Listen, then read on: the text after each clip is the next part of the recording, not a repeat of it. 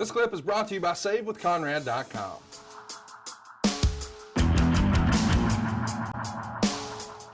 Let's also talk about the other big news, though. New Japan Pro Wrestling, they have their version of WrestleMania, Wrestle Kingdom, every January.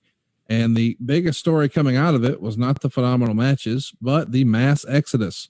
Shinsuke Nakamura, who had been the Intercontinental Champion over there, as well as the top foreign talent, AJ Styles and his pals, Carl Anderson and Doc Gallows, all gave notice, and they're headed to the WWE. Of course, we know AJ is going to debut here. Was AJ on your radar before he showed up in WWE? I don't think you guys had worked together very much. I know he was there for a cup of coffee at the end of WCW, but he had been a prominent star, not only in New Japan, but in TNA for, over a decade. Were you watching any of the TNA stuff and keeping up with AJ, or is that not really something? Oh, hell yeah. You'll remember this conversation you and I talked about on one of the shows.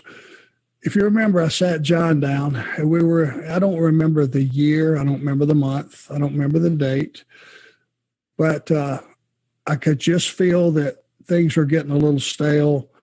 WWE needed a little influx of not just bodies and people coming from NXT, no knock on that, but seasoned veterans, people that were considered stars. And I sat John down. I said, John, there's some guys with the other company that we could steal and blend in to work with you. And my conversation was that it was Bobby Roode, Cowboy, and AJ Styles. Remember that conversation we had? I do. And I said, man, these guys can go. I'm talking about top shelf performers, and they will freshen everything up.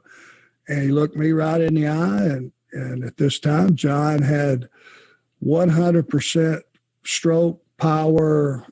It was his call on everything to do with him. He went, why would we want those guys, Arn? We make our own stars.